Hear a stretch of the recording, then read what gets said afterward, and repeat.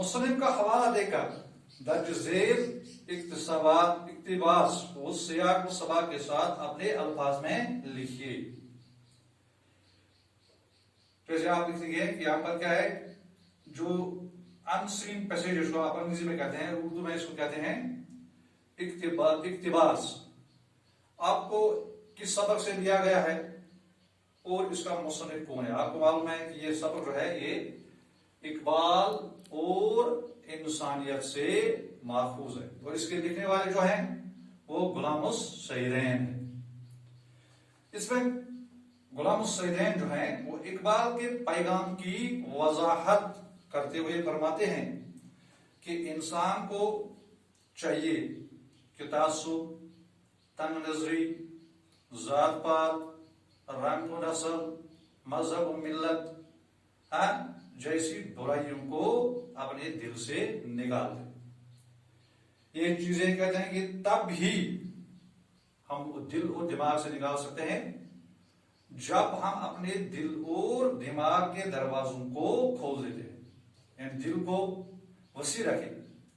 जब ये बुराइयां जो है इंसान के दिल से निकल जाएंगी तो इंसान जो है उस वक्त एक दूसरे के खून का प्यासा बन चुका है, वो एक दूसरे का हमदर्द बन जाएगा, और इंसान दूसरे इंसान को उसकी असली सूरत यानी इंसान की सूरत में वो देख भी सकता है और उसको पहचान भी सकता है। तो इस तरह से जब ये चीज मुमकिन होगी तो इससे मोहब्बत, मेल जोल, हमदर्दी, भाईचारा इसको बढ़ावा मिल सकता है, और इंसान एक दूसरे के खून के प्यासा होने के बजाय उसका दुख दर्द बांटने का हमदर्द हो सकता है। और तब जाकर वो वक्त आएगा जब इंसान साइंस और इंसान इसकी इजाजत को इंसान की तबाही और बर्बादी के बजाय उसकी भलाई, उसकी खुशहाली के लिए इस्तेमाल करेगा, और इंसान दुनिया में सुकून, चैन, आराम, इत्मीनान, ऐश व आराम की जिंदगी जो है वो बसर करेगा। तो इकबाल की शायरी का यही पैगाम है। जैसे कि आपको मालूम है कि अगर इंसान के अंदर ऐसा इल्म नहीं हो सकता है, साइंस को वो अच्छी तरह से दिल और दिमाग को खोलकर इस्तेमाल नहीं कर सकता, इसके इल्म को इस्तेमाल नहीं कर सकता है, तो इससे जो नागासाकी और हिरोशिमा में जो हशर हो चुका है वो दोबारा भी हो सकता है। इसलिए इकबाल के इस जो इक़्तिबास है इसमें इकबाल की शायरी का एक यही वाजिया पैगाम है। अब दूसरा क्वेश्चन है आपको जो आपके इन मशकी सवाल में आता है, जो ग्रामर के साबित टाइप्स करता है, वो है इसमें तस्गीर और इसमें मुकब्बिर। दूसरा सबक है इसके साथ जो इसमें इसका दखल है लाहिके और साबिकी, लाहिके और साबिकी यानी सफिक्स एंड प्रोफिक्स। सबसे पहले मैं आपको कहूंगा कि साबिका किसको कहते हैं। प्रीफिक्स मुरक्कब अल्फाज बनाते वक्त जो हरफ या कलिमा लफ्ज के शुरू में लगाया जाए इसे साबिका यानी प्रीफिक्स कहते हैं। जैसे हमारे पास यहां पर लफ्ज है हाजिर, कायदा, परवा, जवाब, जमात। तो ये इस वक्त मुरक्कब अल्फाज अभी नहीं है। अब हम इनके साथ इनके शुरू में कोई कलिमा या लफ्ज लगाते, कोई हर्फ या कलिमा लगाते हैं, इस लफ्ज के साथ ये मुरक्कब बन जाएगा। और जो इसके शुरू में हम अल्फाज लगाते हैं वही उसी को हम साबिका कहते हैं। जैसे हमारे पास हाजिर, हम इसको क्या लगाया, गैर हाजिर, جو غیر جو ہے یہ سابقہ ہے. ہمارے پاس لفظ تھا قاعدہ، باقاعدہ، ہم نے با لگایا، با سابقہ بن گیا. با کی وجہ سے قاعدہ جو ہے باقاعدہ یہ مرکب الفاظ بن گیا. پروا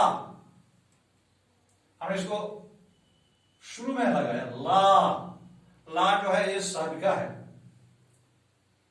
زوال ہم نے اس کو سابقہ بنانے کے لیے، کیونکہ یہ زوال یہ ابھی مرکب الفاظ نہیں ہے تو ہم اس کو لا لگائے، لا زوال ایک تو یہ مرکب الفاظ بن گیا، اور لا جو ہے یہ سابقہ بن گیا. اس کو پریفکس کہتے ہیں.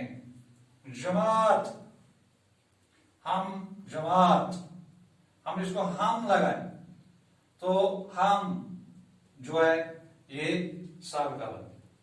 اب ہمارے پاس کون کو سابقہ ہے؟ غیر، با،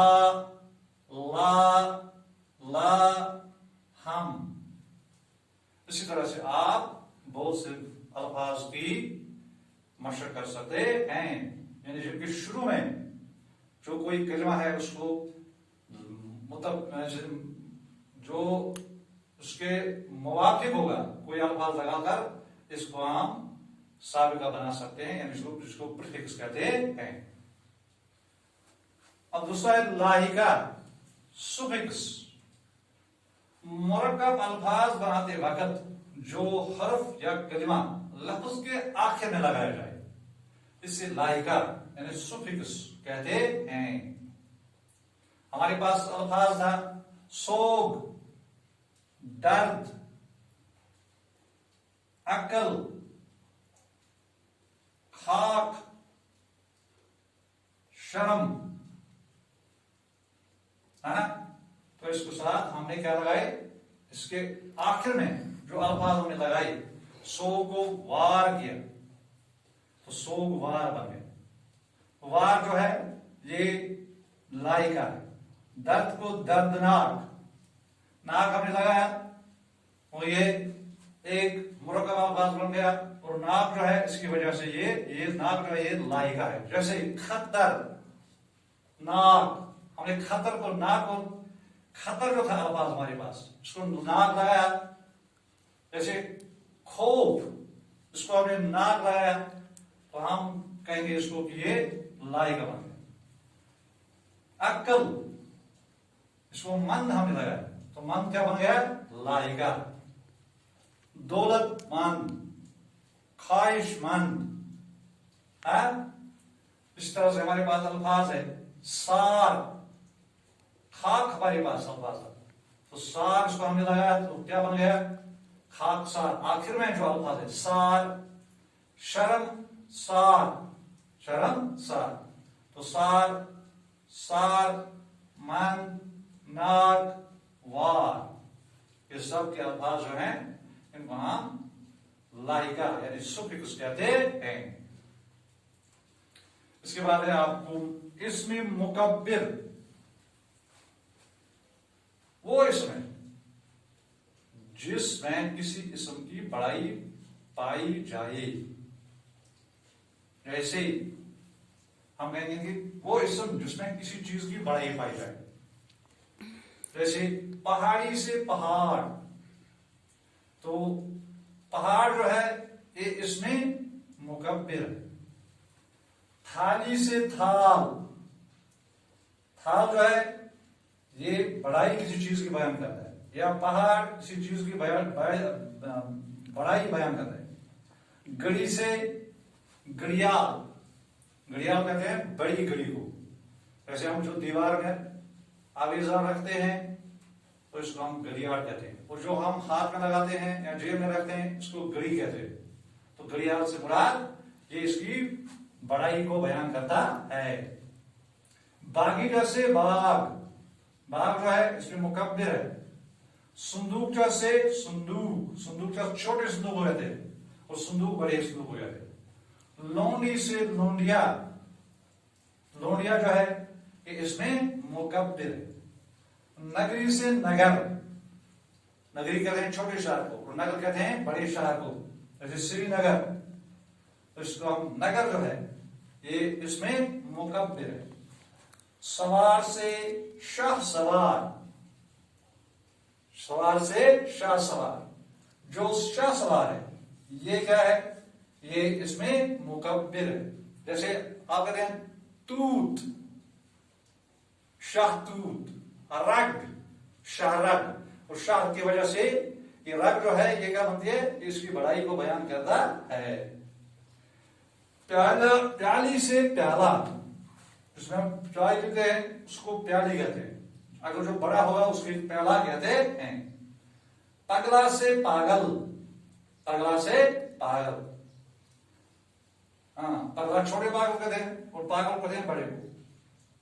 हांडी से हंडिया, हांडी किसको कहते हैं, इसका लिज, हाँ हांडी से हंडिया, और बड़ी हांडी को क्या कहते हैं, हांडिया, तो ये इसकी बड़ाई को बयान करते हैं। इसलिए यहां पर पहाड़, थाल, घड़ियाल, बाग, संदूक, लोंडिया, नगर, शाहसवार,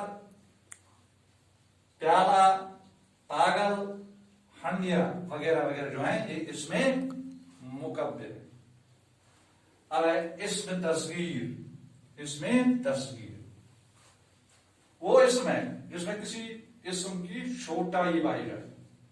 जैसे इनको हम रिवर्स करेंगे, पहाड़ इसमें मुकब्बिर था, उसको हमने इसमें तस्गीर बनाया, पहाड़ से पहाड़ी, थाल से थाली, घड़ियाल से घड़ी, बाग से बागीचा, संदूक से संदूकचा, लोंडिया से लोंडी, नगर से नगरी, शासवा से सवार, प्याला से प्याली, पागल से पगला, हंडिया से हांडी। तो यहां पर जो मैंने खत कशीदा है अंडरलाइन किए हैं, हाँ इसमें या इसमें, ये जो अंडरलाइन मैंने किए इसमें मुकब्बिर में, ये क्या है इसमें मुकब्बिर, और जो मैंने यहां पर खत कशीदा में रखे हैं इनको हाँ खत कशीदा में इनको क्या कहते हैं, वो इसमें तस्गीर कहते हैं। तो इसमें तस्गीर,